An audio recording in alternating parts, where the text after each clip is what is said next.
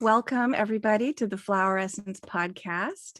Today, I am so thrilled and excited to introduce a guest to you, Nicholas Pearson.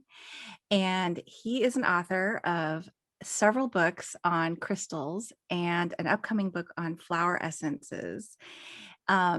We want to talk today about gem elixirs and gem essences.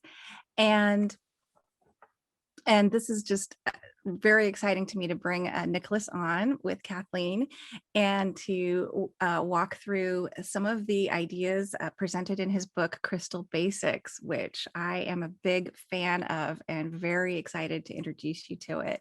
So Nicholas has been immersed in all aspects of the mineral kingdom for more than 20 years. He began teaching crystal workshops in high school, later studying mineral science at Stetson University while pursuing a degree in music. Then he worked for several years at the Gillespie Museum, home to the largest mineral collection in the southern United States. He's also a certified Reiki teacher and practitioner. He has classes on crystals, Reiki, and flower essences. And his 6 books include Crystal Basics, Crystals for Karmic Healing, and the forthcoming Flower Essences from the Witch's Garden. So he lives in Orlando, Florida, and was kind enough to join us on the podcast today. Welcome. Thank you so much for having me. I'm really looking forward to today's episode. Yeah, so are we.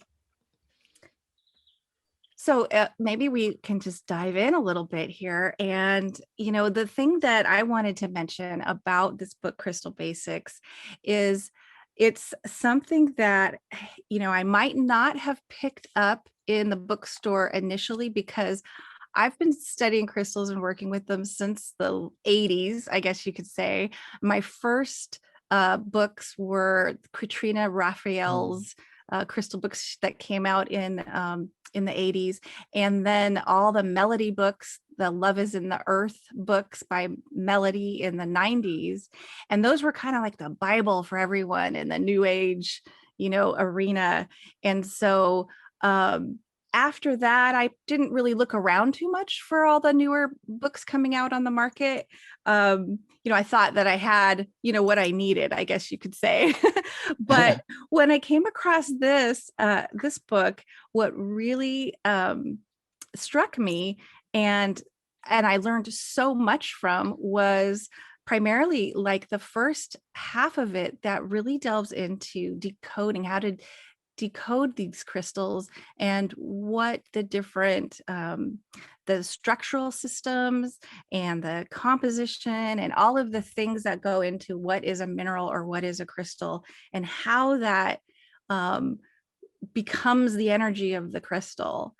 And that was just, there was so much aha moments in there when I read that. So I'm so appreciative that you were able to put that together in a way that made so much sense for my brain. And, I use as flower essence practitioners do, gem essences from other makers. And then I make some of my own, and I had done my own attunements with them, but I never really had that connection between the science and the metaphysical, the way that you put it together. So thank you for that. Well, thank you. That is like the thing that I love most about rocks, is seeing that marriage of science and spirituality and finding that intersection where each one kind of informs the other. So long ago, I wish there had been a book that did that well and did it in depth and in a way that was accessible, no matter your skill level or science background or lack thereof. So not finding one, I wrote it myself. Yeah. That's what you have to do sometimes is you want to read a book and you end up having to develop it yourself. I love that you did that. I too was really impressed reading your book.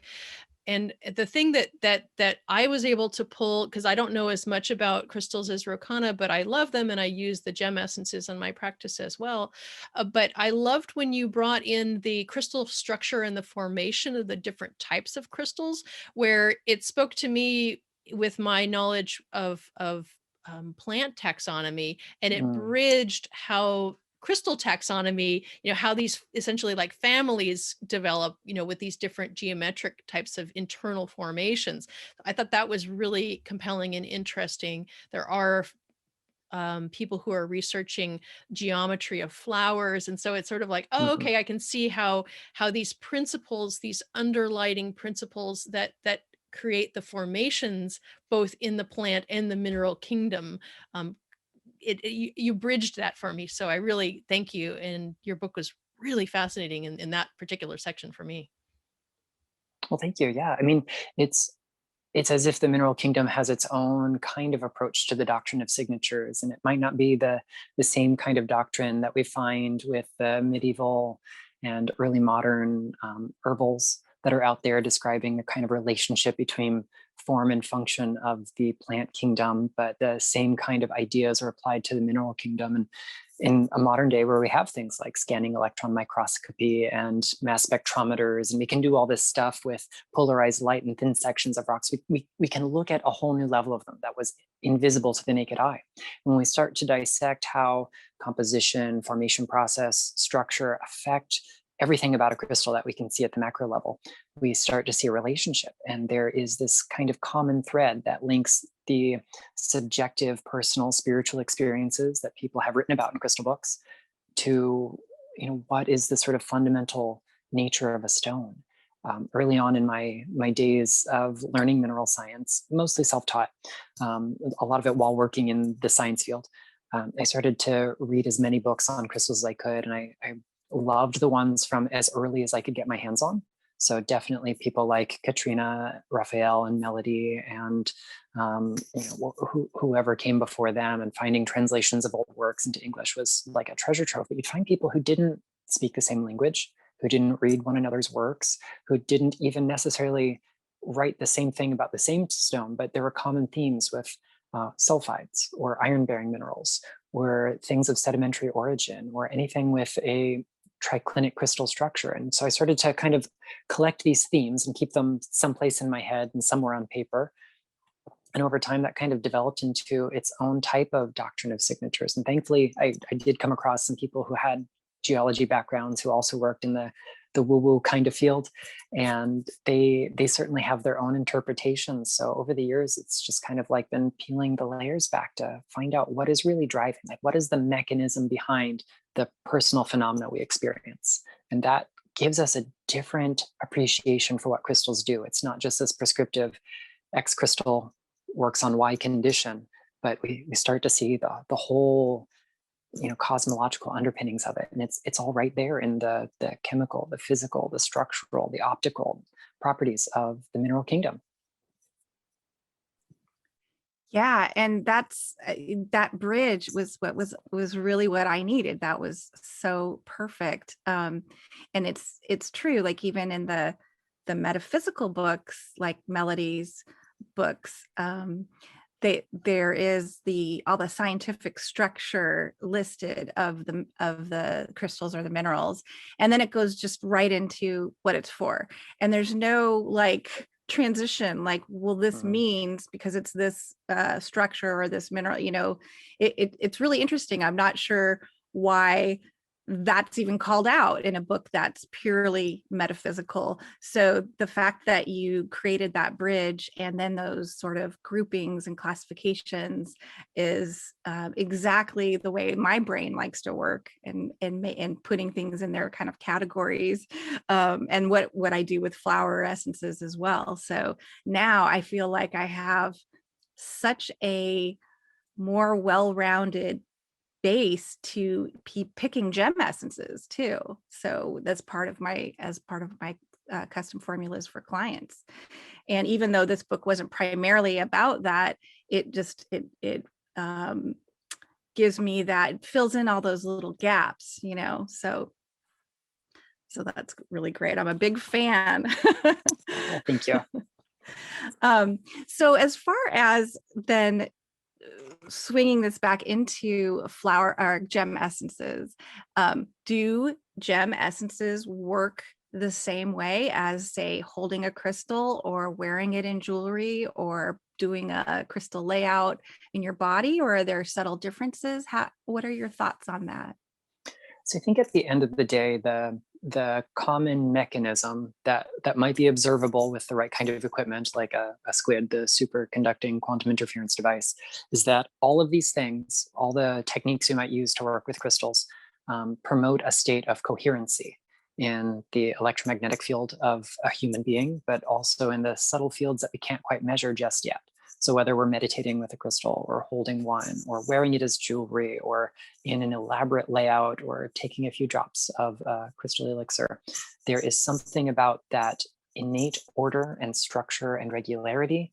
There's something kind of cyclical and rhythmic about the physical underlying principles of the crystal that relate, that translate rather to its electromagnetic field. And that kind of trains us to be more crystalline, more coherent, more harmonious on that electromagnetic level. And that in turn, if we change the electromagnetic field in a positive way, we also begin to change mood and perception in a positive way. And that triggers a whole domino effect of chemical and electrical responses throughout the body. And eventually we start with this subtle thing, this kind of subjective experience, but with an electromagnetic reality behind it that transcends our pathology. We can ultimately change the state of our being with something as enigmatic and intangible as an electromagnetic field.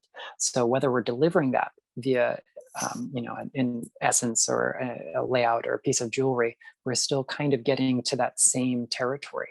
But I do think that every one of these techniques has its own personality to it. Certainly, we don't use crystals internally, not if we're being intelligent, maybe with the exception of salt. But it's a great way to draw that energy of a crystal deep into the core of us. So whether we're making our own gem essences or gem waters or buying them commercially, it's a wonderful technique for kind of impacting us from the inside out rather than the outside in. And I also think it's this great kind of visceral experience. I'm physically putting this energy inside me. I'm physically putting this substance that carries the imprint of the consciousness of the stone within me. And that's a really intimate thing. So I think in that way, we get really profound results from crystal elixirs and things along those lines. That brings up a question that I have is how we bridge that idea of, especially when we're dealing with something as profoundly tangible as a rock, and then we can work with it and create something as profoundly intangible as a gem elixir, and how we can recognize that those two things, that the spirit transcends the physical form, right? And so when you're working with a gem elixir, it's as if you're finding a way to bring that spirit into your being, perhaps in the same way that, when I sit with a plant, I'm breathing it in. I don't know if you have those sorts of exercises that you can do with a crystal or not, but when you're making an essence or when you're working with an elixir, you're bringing in that like breath of the spirit of the crystal into your form rather than holding the physical body in your hand. Does that make sense? I'm not sure if I'm clarifying, but yeah, it's an interesting jump. It's a leap, but it's profound, is it not? It is. Rocks are definitely very tangible. Even if we only kind of look at them through the metaphoric and symbolic level, which is a role they've definitely fulfilled since the beginning of time. It's this, here is this rose quartz. It means something to me. When I hold it, I remember what it means to me. I believe there's still woo-woo stuff going on. I still believe in the physics behind it, but we have that tangible metaphor. No one can take that away from me. No skeptic can say, well, at least on the metaphoric level, it works. But there is that kind of transition we get from working on this outer level to that, intimate nature of like drawing the consciousness in. And we could definitely explain essences through the lens of physics. We can come up with a model for how they might work. It would be hard to test and prove, but I believe it can be done. And the father of the kind of study of liquid crystal systems and did deep study in water also became the man who was the grandfather of the crystal healing movement as we know it today. Marcel Vogel, he was a research scientist for 27 years with IBM. And he was really profoundly fascinated by water and its ability to organize. And he studied that mostly with crystals. So he found physical as well as metaphysical principles for how they work, that the element that always made it more therapeutic was the element of consciousness. And it was that attention to detail of that soul level, that conscious level, the spiritual level that could make a technique effective or not. The power of belief, certainly we can attribute to the placebo effect, but it still has an effect. So for the skeptics out there, it's still working. Whatever we want our mechanism to be, it's still working. And I think that's part of the mystery of it all. We can't know everything. So my analytic brain likes to dissect and analyze and label as much as I can. And then for the rest, you kind of lean into the discomfort of not knowing. But the great thing about working with an essence or a gem water is that we have a little bit of both involved. We have the physics of how water organizes itself. We have the electromagnetic field of crystals and training that of the water molecules, and they do something demonstrable at the microscopic level. But then there's that soul quality. There's that spiritual nature. And if we're making an essence correctly, it's not just a mechanical thing. I'm not just exposing one substance to another to kind of copy it in some way. I'm allowing the consciousness of the stone to impart some medicine, some spirit, some gift to the medium of water so it can benefit others. It's beautiful. And I'd love to just kind of walk through that for our listeners, how you would go about making a gem essence from the very beginning about picking and cleansing a crystal. Sure, yeah. So if we're making them at home, first and foremost, we got to do our research. There are absolutely some stones that should never be in direct contact with water, and there's a multitude of indirect methods you can use to make essences safely. Definitely nothing soluble, because our goal is not to drink the physical substance, but just the energy imprint that it leaves. We don't want to do anything that can be weakened or damaged by water, such as stones that are what we call friable. Because they might not dissolve outright, but they might flake or crumble or otherwise leave bits in the water. And we certainly don't want to consume those. They can cause mechanical harm to us as well as chemical harm to us. Things that are outright toxic, you shouldn't have to say it, but it's worth putting out there. Don't drink heavy metals like lead and arsenic. Certain things are only toxic in the right conditions, only soluble in the right conditions. But when in doubt, leave it out. So do your research, know whether you're going to use a direct or indirect method. Of course, practice physical hygiene.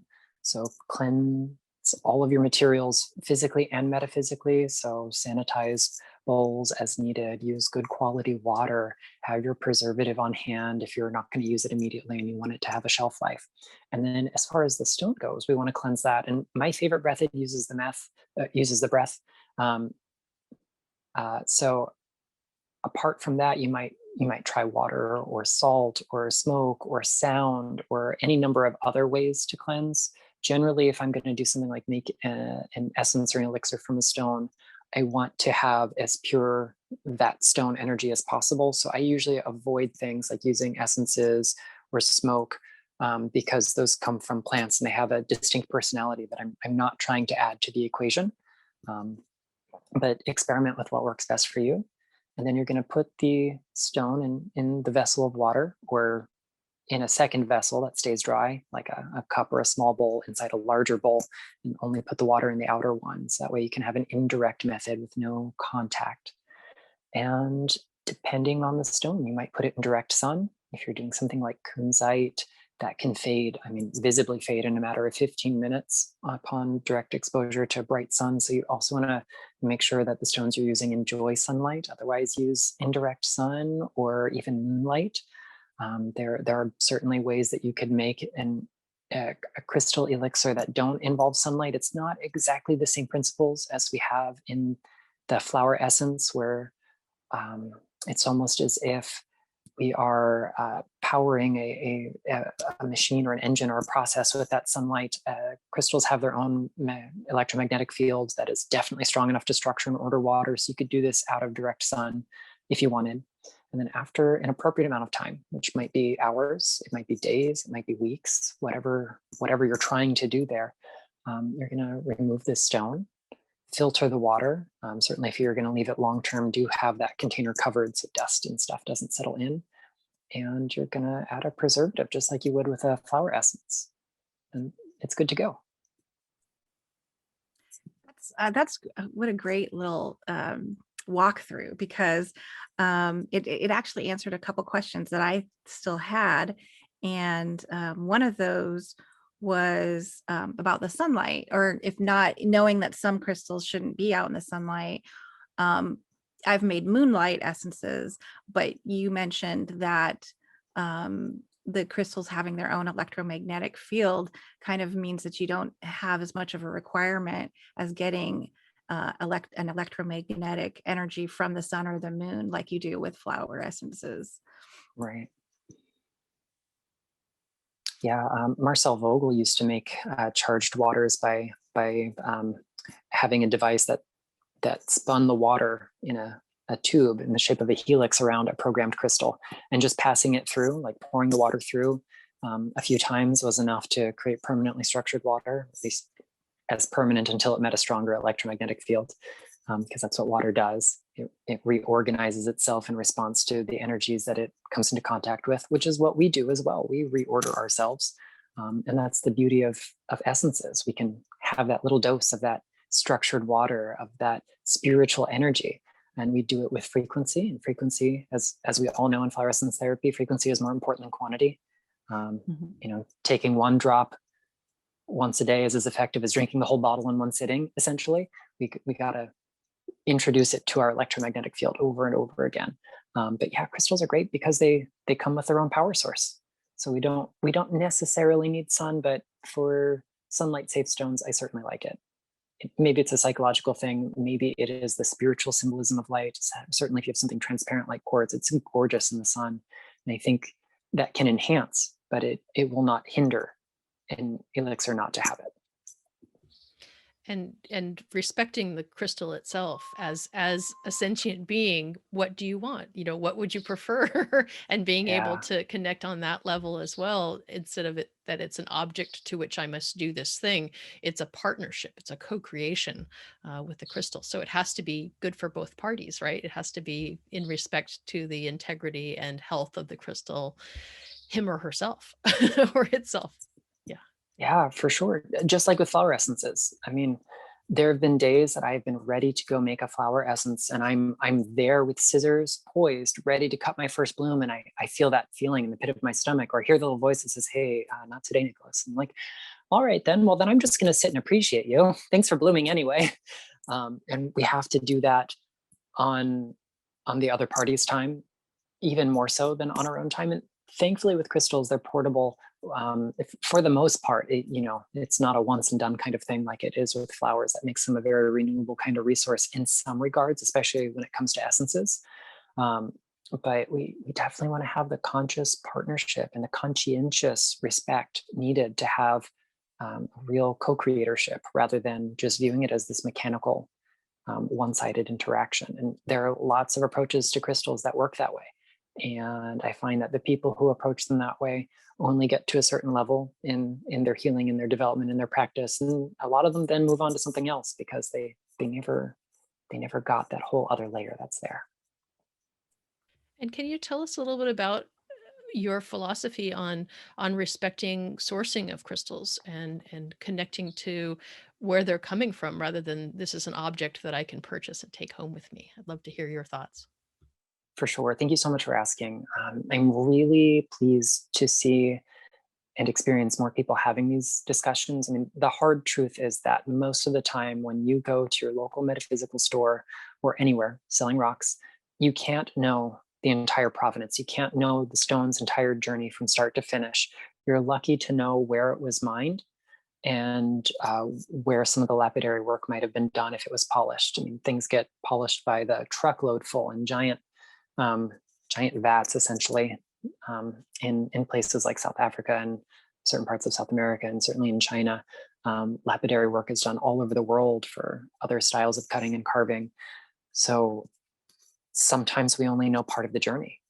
And what that leaves us with is a lack of understanding of what kind of labor is really involved, what kind of practices are involved, how that impacts the ecosystem, how that impacts the human beings doing the labor. Because the bottom line is this piece of rose quartz is not just a pretty chunk of something that I found at a rock show and brought home. This is the result of many, many, many hours of labor. It has been transported across the globe. There's a carbon footprint involved in that. Rocks are heavy, so it's a bigger carbon footprint than other things that weigh less. So these are all things that we kind of have to consider. So where possible, ask questions. If we ask about ethically mined stones, I mean, the truth is your average retailer doesn't have those answers. But if more people start asking, they're going to start asking their sources. Their sources are going to start being more transparent, and so on and so forth. We can disrupt the chain a little bit just by being sincerely inquisitive. A little too much venom in those questions can be met with a different kind of hostility, and that halts the whole process. But my experience has been that when people genuinely just want to know and want to do better, you can steer them towards the stones whose histories you do know. And wherever possible, I try to buy things that have been ethically sourced, where the person I'm buying them from knows exactly the conditions of the miners and what kind of treatments were used on them, if any, or none at all, preferably in my case.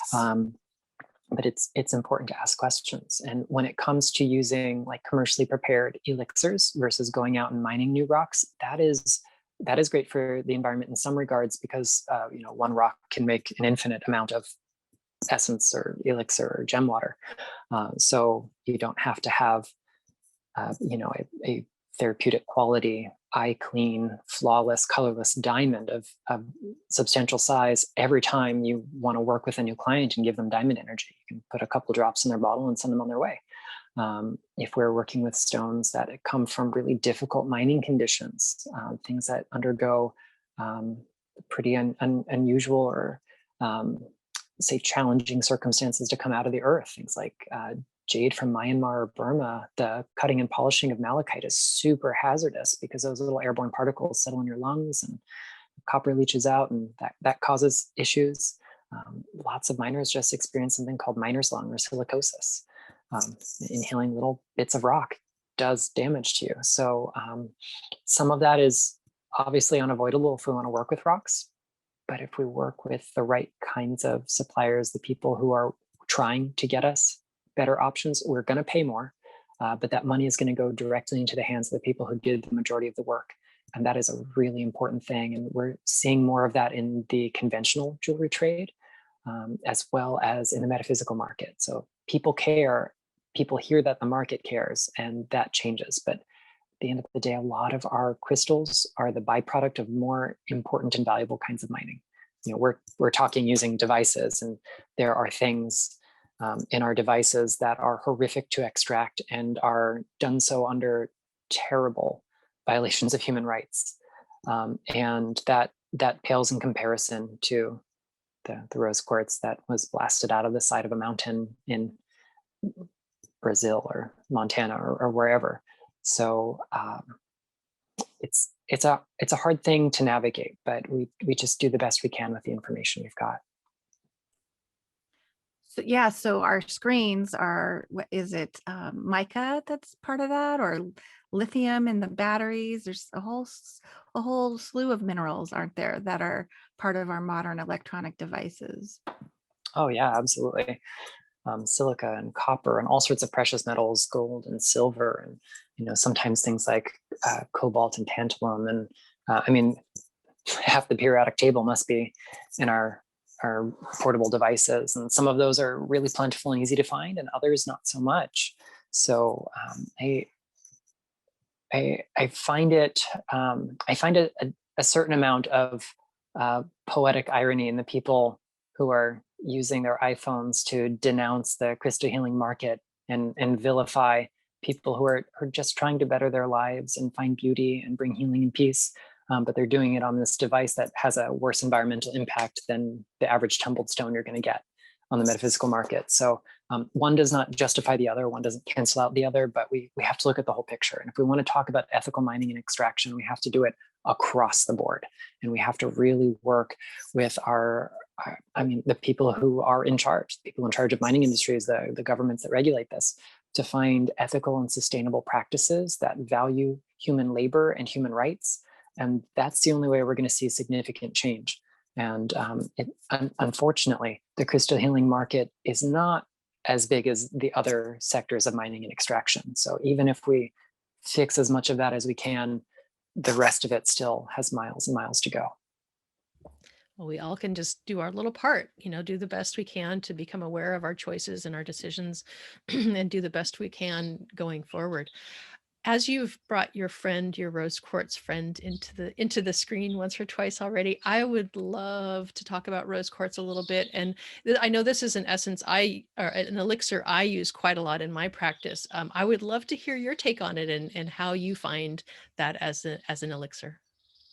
Yeah. So, if you ask the average crystal enthusiast, what is the property of rose quartz that stands out the most to them? They're going to say love, maybe romance or self-love, but something kind of, frilly and soft and warm and fuzzy.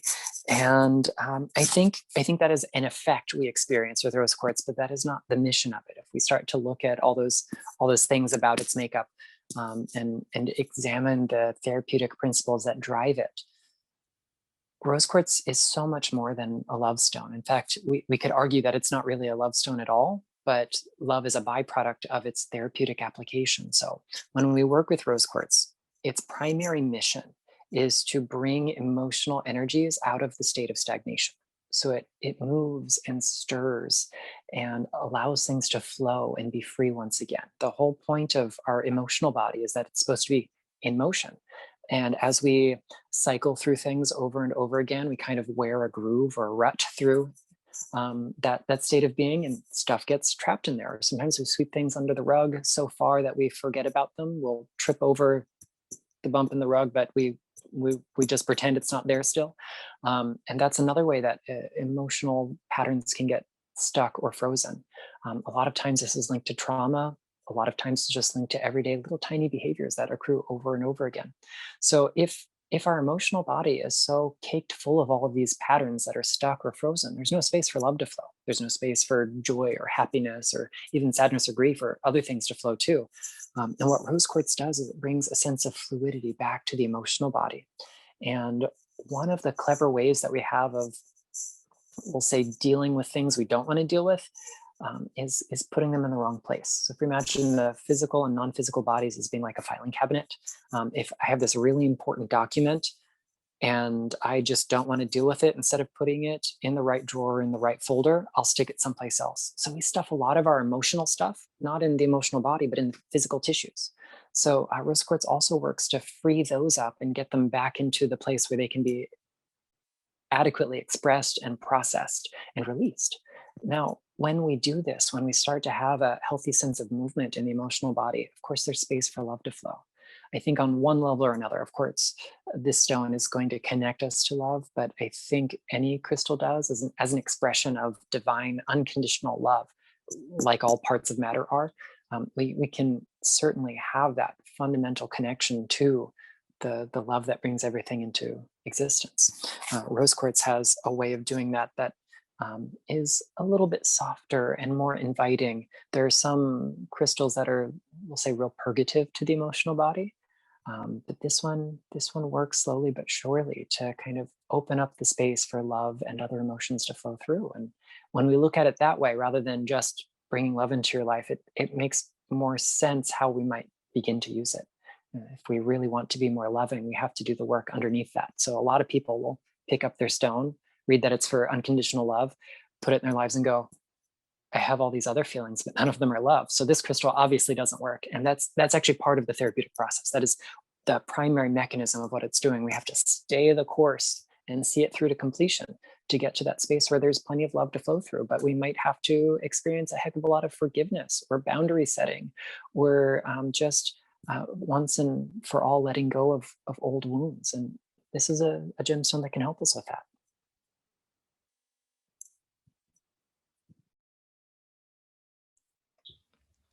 Do you have any, I think we talked a little bit briefly before we turned the camera on about some of the other crystals, and I think we mentioned citrine, and I think, is citrine one that's a friend of yours as well? Because it's a friend of mine. And I would love to hear your, because I mean, what you just said about rose quartz, it's just got me thinking, because I use it a lot and I use it for a lot of those things. And I'm like, oh yeah, because it's really in alignment with the way that I use it and the way, but I've never heard it described that way. So I'm excited to hear that. what you're saying, because there's a lot of overlap with the way that we use the flowers and the way that we can use the gems. And it's just working on one more level. And I think maybe more of a physical, or like you said, where we store the energies that needed to flow, they end up getting stored in the body. So thank you for sharing that. That was very, very interesting.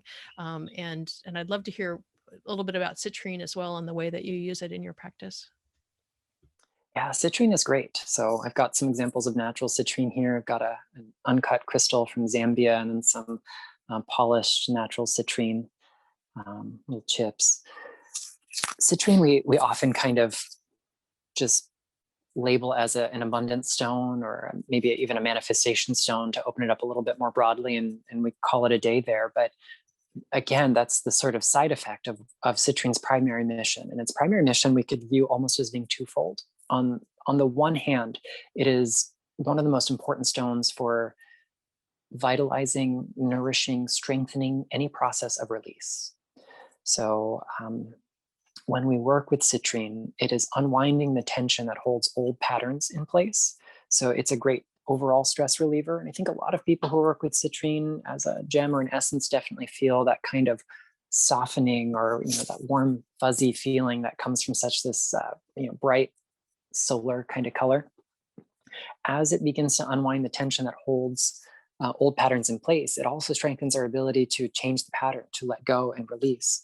So physically working with citrine, someone might experience benefits for any of the organs or processes of elimination. So that could be your lungs, your liver, your kidneys, your bladder, your intestines, your skin.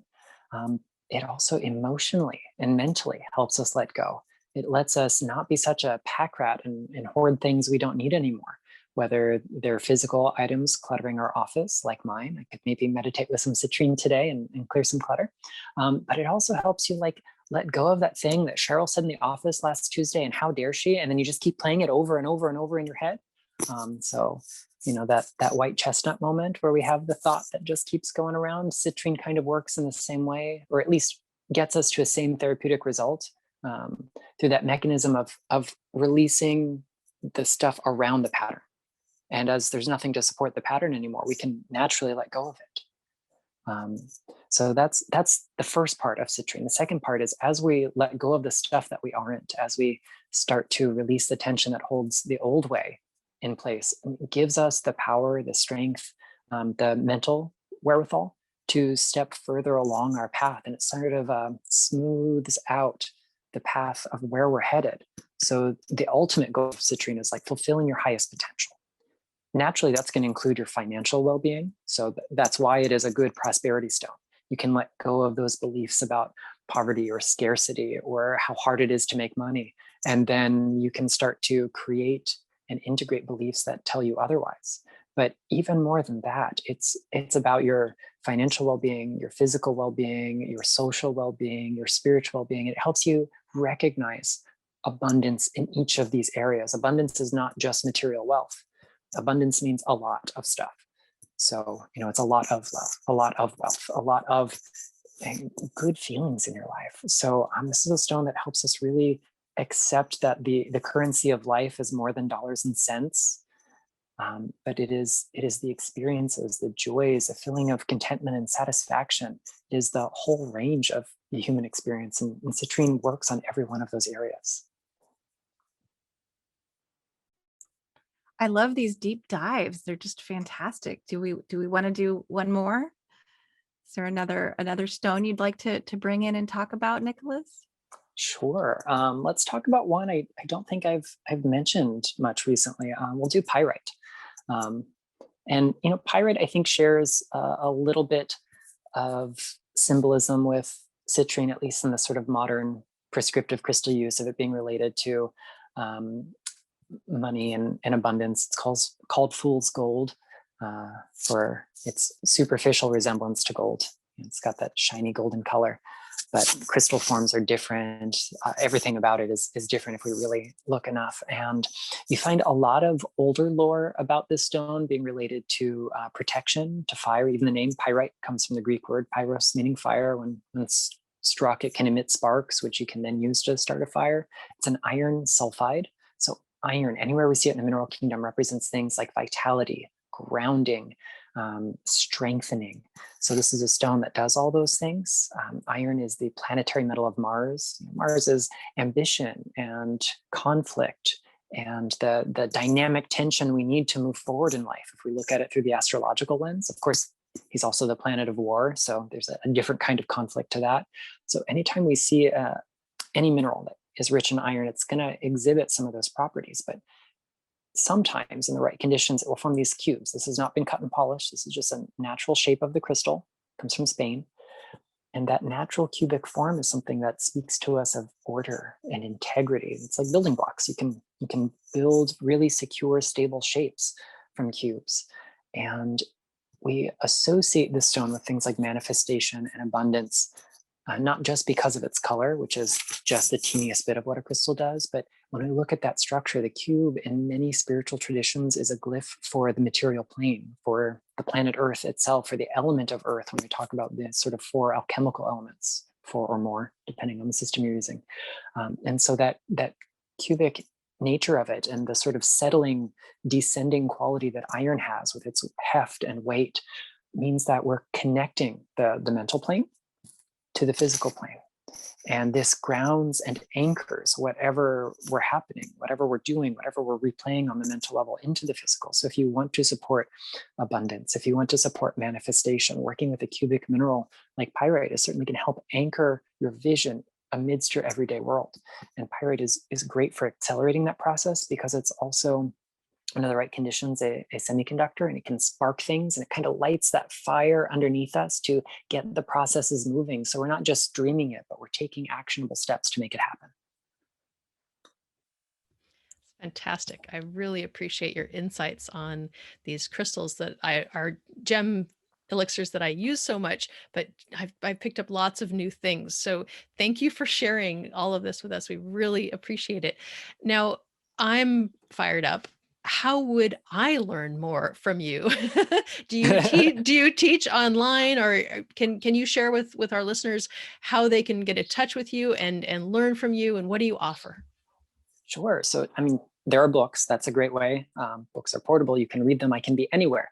If you buy my book, I'm right there to teach you. So my latest release is Crystal Basics, the energetic healing and spiritual power of 200 gems. And it's so much more than that. It's a full hands-on guide. But I've got a bunch of other titles that are out there. I'm somewhat active on social media some weeks and very active on others. So you can find me on Facebook, Instagram, and now TikTok as The Luminous Pearl. I also have a website, theluminouspearl.com, which is sorely out of date, and one day we'll get an update. And I do offer online training at the moment because we're still responding to the global pandemic, and we're still kind of being as proactive as possible. I suspended all my in-person events, and that's great because I can send out recordings to people afterwards who can't attend live. You can sign up from anywhere in the world, and that's really wonderful. So I have information for all those listed on Facebook and often on my website as well. But if you find me on social media and ask, I can definitely send you a link to any of my upcoming stuff. I do a monthly seminar series called the Monolith series, where we do a deep dive, much deeper than this, on a single rock or mineral or closely related group of minerals. So the next one I'll be doing is on selenite and gypsum. And then I do a free monthly Reiki share as well. I'm an avid Reiki practitioner and teacher. And although I haven't been able to teach in person now for over a year, I've moved my monthly share to a virtual event, which has been great, connecting with the Reiki community around the world. And at some point in the future, I'll have some other fun and more specialized classes. Sometime in the summer, I think I have a class that I'll be doing on gem elixirs. So we'll make all that info available as it's ready to be released.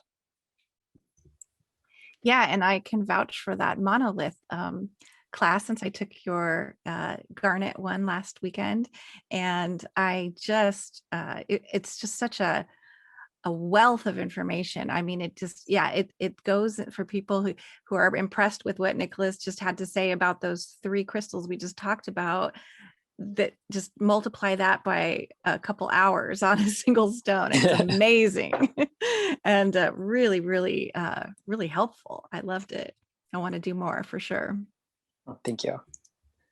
Well, thank you so much for sharing this time with us, Nicholas. We've been really excited to meet you. We sort of got to know you a little bit online on social, and then we get to chat. And it's been really great to spend this time in your presence and to just see your passion for the crystals and the messages of the crystals and how they can help us heal. So thank you for being with us and for bringing this information and this passion to our listeners on the Flower Essence podcast. We're really grateful that you were here with us for sharing, and we hope that we can do this again in the future. Especially with your Flower Essence book coming out soon, we'd love to further this conversation because I think we could go on for hours, I think. Absolutely. I can't wait. I've been a longtime fan of the show. So I had my little fanboy moment when I got the invitation to come on, and it's just been a pleasure. Thank you for having me. Mutual admiration club. So yeah, this has been wonderful. Thanks again for joining us. So until next time, listeners, we are so glad that you are part of this community of flower essence lovers and vibrational medicine lovers. We bring crystals into this group as well. Thank you for being with us. Thank you for sharing this message with friends. The best way for podcasts to grow is when you share them. And it's free. It's easy to do on most podcast apps. I know you were thinking about somebody as you're listening. You're thinking, one of my friends really needs to hear this. So why don't you go ahead and share that with him, her, them, and share this message, because the more people that hear about essences, the more people that learn this method of healing, the better the world gets. And that's our goal, is to spread these messages far and wide so that people can feel better, can live better, and make a better world. So thanks everyone for being with us. Thanks, Rochana. Thanks, Nicholas. We're really glad to have had this moment with you.